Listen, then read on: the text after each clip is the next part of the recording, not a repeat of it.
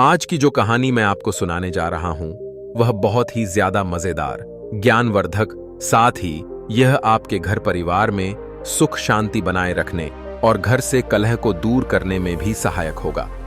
अतः आपसे निवेदन है कि इस कहानी को पूरा पढ़ें और अपना अनुभव कमेंट के माध्यम से शेयर करें। एक जंगल में एक मोर और एक मोरनी एक साथ रहा करते थे। मोर मोरनी बहुत ही ज्यादा खुशी से अपना जीवन जंगल में व्यतीत कर रहे थे। एक दिन मोरनी के मन में एक विचार उत्पन्न होता है और वह मोर से कहती है, अब हमें इस जंगल से चलना चाहिए।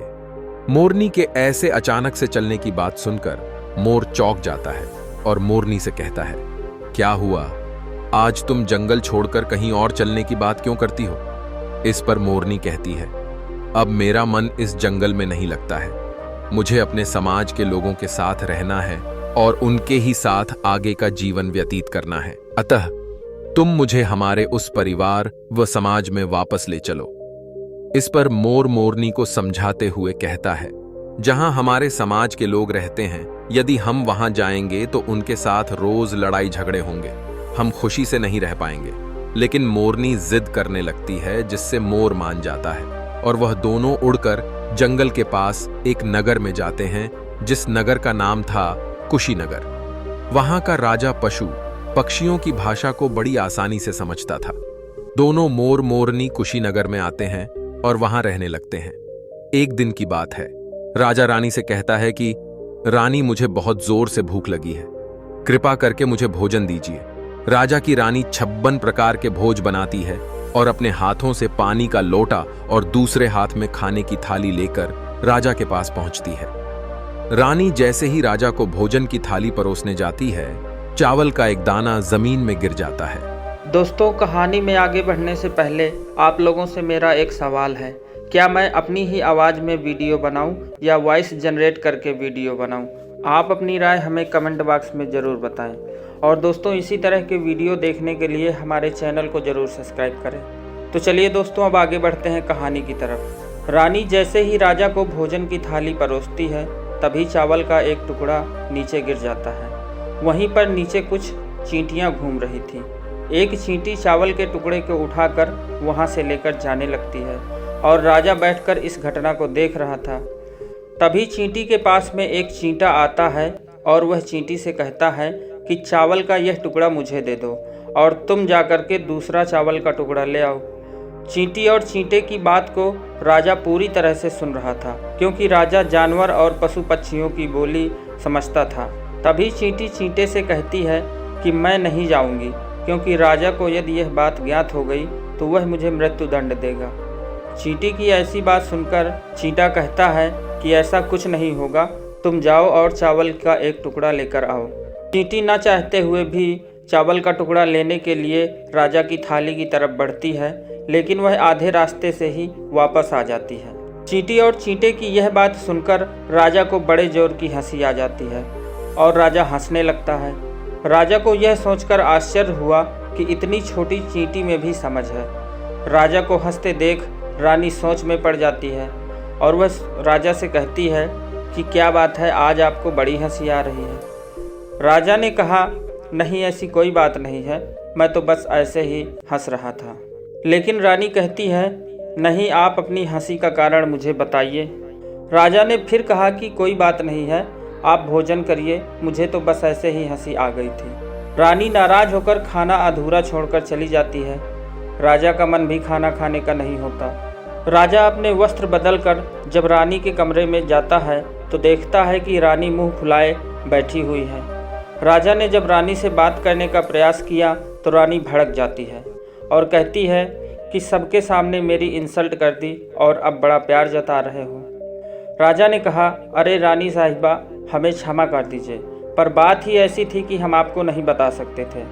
रानी ने कहा, अगर ऐसी ही बात थी तो मुझे भी बता देते। राजा ने कहा, आप बात को गलत समझ रही हैं, ऐसी कोई बात नहीं है जैसा आप सोच रही हैं, वो तो बस एक छोटी सी बात थी। राजा के समझ में नहीं आता कि क्या करे। उसने सोचा कि चलो थोड़ा नाराज़गी है, कल सुबह तक ठीक हो जाएगी। लेकिन अगली सुबह भी रानी के मुंह की सूजन कम नहीं हुई। राजा ने बातचीत का बहुत प्रयास किया और रानी को बहुत सारे प्रलोभन भी दिए, लेकिन रानी नहीं मानी। राजा जितना समझाने का प्रयास करता, बात उतनी ही बिगड़ जाती। रानी का हठ बढ़ता ही गया। अपनी बात मनवाने के लिए रानी ने खाना पीना भी छोड़ दिया। 1 सप्ताह हो चुका था। रानी का स्वास्थ्य भी कमज़ोर हो गया था। राजा के समझ में नहीं आ रहा था कि वह क्या करे। एक तरफ कुआं और दूसरी तरफ खाई वाली स्थिति हो गई थी। या तो वह रानी को सारी बात बता दे और अपनी मृत्यु का आमंत्रण दे, या फिर अपनी प्राण पिए रानी को ऐसे ही तड़पने दे। आखिर थक हार करके राजा ने रानी से अंतिम बार पूछा कि रानी, मैं आपको वह बात बताने को तैयार हूँ, परंतु एक बात आप जान लीजिए, इसका परिणाम बड़ा भयंकर होगा। राजा ने कहा कि इस बात को बताने से मेरे जीवन पर संकट आ सकता है। रानी को लगा कि राजा झूठ बोल रहा है। राजा के प्राण को संकट, वो भी एक छोटी सी बात बताने पर, फिर तो मेरा ही प्राण त्यागना उचित है। राजा ने निश्चय किया कि वह रानी को सब कुछ बता देगा। साथ ही उसने सोचा कि जब मरना ही है तो किसी तीर्थ स्थान में जाकर प्राण त्यागने में ही भलाई है, कम से कम कुछ सद्गति तो होगी। अंततः राजा ने हार मान ली। उसने रानी को बताया कि वह बात बताने को तैयार है, जिसके कारण उसे हंसी आई थी। रानी मन ही मन खुश हो गई। राजा ने शर्त रखी कि वह बात हरिद्वार चलकर बताएगा। अंततः राजा ने अपने सारे हिसाब किताब मंत्रियों को समझाकर रानी को साथ लेकर यात्रा प्रारंभ कर दी। पुराने समय में यात्राओं में लंबा समय लग जाता था, अतः बीच बीच में पड़ाव डाल करके यात्रा पूरी की जाती थी। ऐसे ही राजा और रानी के दल ने यात्रा के दौरान पड़ाव डाला हुआ था। एक बड़े खेत के किनारे राजा खुले में शांत बैठे प्रकृति का आनंद ले रहे थे। रानी भी कुछ दूर में ही बैठी थी। तभी राजा को थोड़ी दूर पर एक बकरा और बकरी दिखाई दिए। उन्हें देखकर राजा को फिर उत्सुकता हुई कि देखे कि वो दोनों क्या बात कर रहे हैं। बकरा और बकरी दोनों बात कर रहे थे। राजा को सुनने में आनंद आ रहा था। बकरी ने बकरे से कहा, अच्छा एक बात बताओ, मेरे लिए क्या कर सकते हो? बकरे ने जवाब दिया, तेरे लिए तो मैं कुछ भी कर सकता हूँ। तू कहे तो तेरे लिए आसमान से तारे तोड़ लाऊं। अरे नहीं, आज मेरा मन हरी हरी घास खाने को कर रहा है। मेरे लिए हरी घास लेकर के आओ, बकरी ने कहा। तब बकरे ने कहा कि कौन सी वाली घास लानी है, नदी के किनारे वाली या फिर उस घनी गुफा के पीछे से? तुम बताओ तो सही। बकरी ने कहा, मेरे लिए तू जो कुएं के अंदर घास उगी है वह ला करके दे, क्योंकि वह घास आज तक किसी बकरी ने नहीं खाई है। राजा यह वार्तालाप सुनकर मन ही मन हंस रहा था। वह देखना चाहता था कि बकरी बकरे से अपनी शर्त कैसे मनवाती है। बकरे ने कहा कि कुछ और मांग ले। कुएं के अंदर तो मैं जा सकता हूँ, पर मैं बाहर कैसे आऊँगा? मैं कोई मनुष्य तो नहीं हूँ। बकरी ने कहा, मैं कुछ नहीं जानती, मुझे तो बस वह कुएं वाली घास ही चाहिए। यह सुनकर बकरे को मन ही मन बहुत क्रोध आता है। फिर भी वह बोलता है, चलो दिखाओ वह घास कहाँ पर है, मैं लाता हूँ। कुआं नज़दीक ही था। बकरी बकरे को लेकर कुएं की मुड़ेर पर पहुंचती है और घास दिखाने लगती है। तभी बकरे ने बकरी को एक जोर का धक्का दिया और बकरी कुएं के अंदर गिर गई।